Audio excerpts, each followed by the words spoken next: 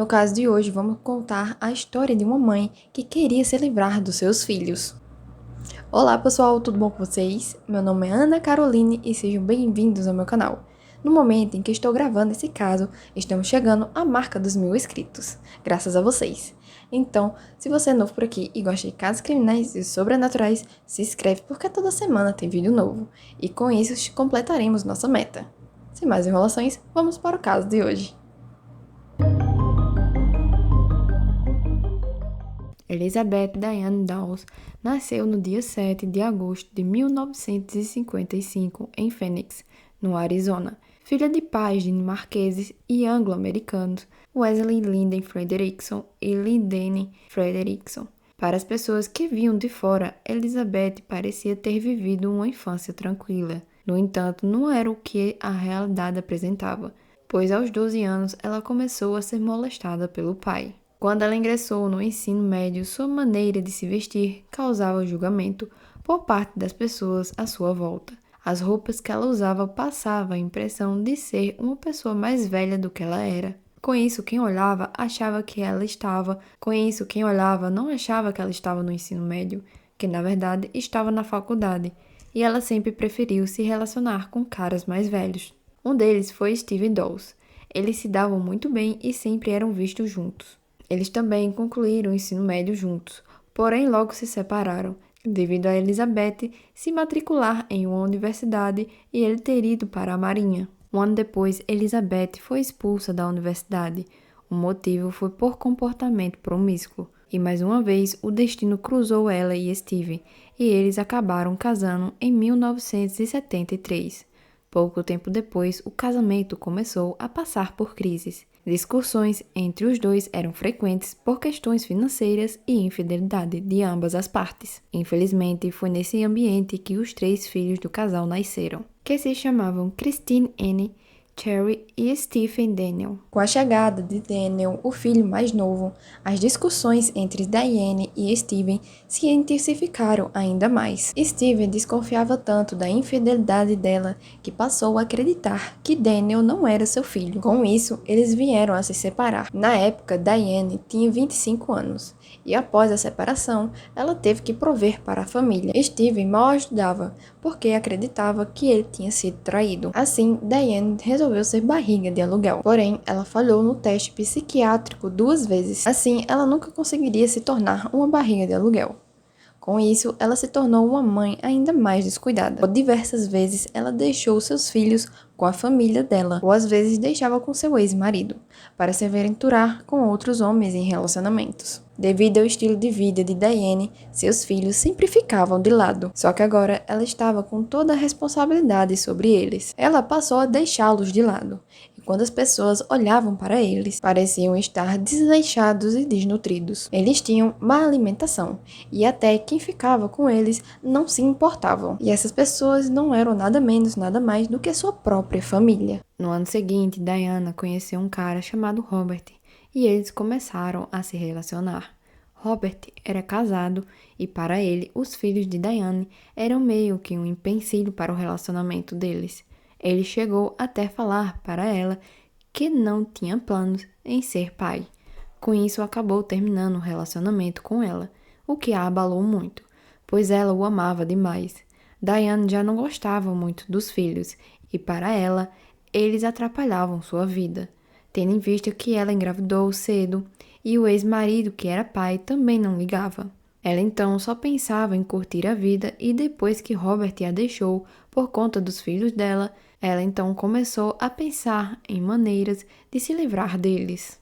Em 1983, Diane se mudou para Springfield e conseguiu um emprego como carteira, e no dia 19 de maio do mesmo ano, ela dirigia à noite pela estrada nos arredores da cidade com seus 3 filhos no banco do passageiro.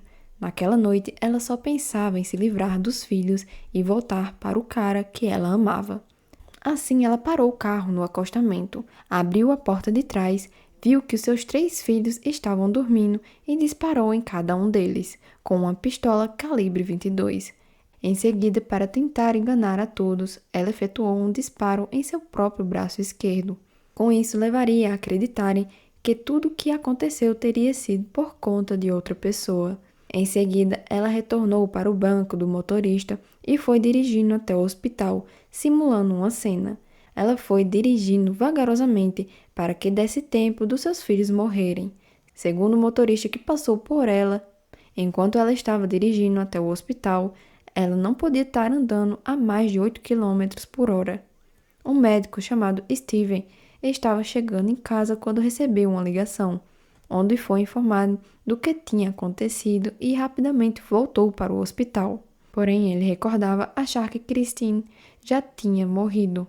No entanto, ele acabou salvando a vida dela e foi informar a Diane do que tinha acontecido. Segundo ele, Diane não esboçou nenhuma reação de tristeza, não tinha derramado nenhuma lágrima. Ela apenas perguntou como a filha estava e ainda disse uma coisa para o médico, como: "Nossa, isso estragou minhas férias." E também falou que aquilo tinha arruinado o carro dela. Segundo o médico, depois de 30 minutos de conversa com Diane, ele já tinha suspeitas de que ela era culpada. Diane mentiu e falou que não tinha uma arma, porém o mandado de busca provou o contrário. Nas investigações, a polícia também encontrou um diário dela que tinha várias referências a Robert e também hesitações que ela tinha em relação ao relacionamento. Kristen, apesar de ter sobrevivido, não conseguia falar direito, devido a ter sofrido um derrame.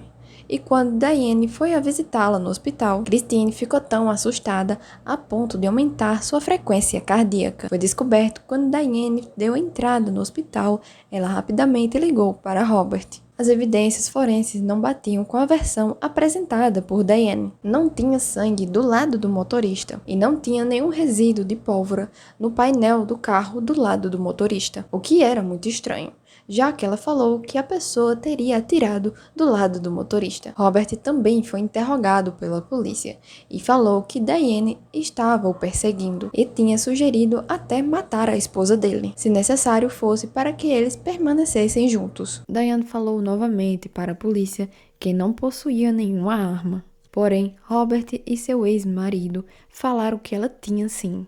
A arma usada nunca foi encontrada.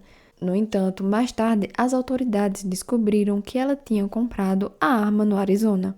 Também foi encontrado na casa dela cápsulas que não tinham sido disparadas.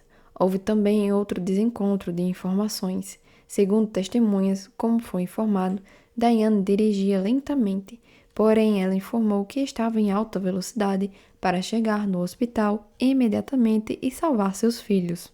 Nessa altura, a polícia já tinha provas o bastantes para acusá-la. Eles necessitavam apenas de algum depoimento ou algo para prendê-la. E isso aconteceu quando Christine foi se recuperando e recuperou sua fala. Quando os policiais começaram a interrogar e perguntaram quem teria atirado nela, ela respondeu: "Minha mãe." Diane então foi capturada e condenada por uma acusação de assassinato e 2 tentativas. No período em que ela estava aguardando o julgamento, ela ainda se envolveu com outro cara e engravidou dele.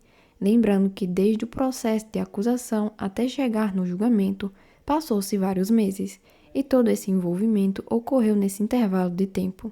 Assim, ela ficou grávida e já próxima de ter o filho, ela foi sentenciada.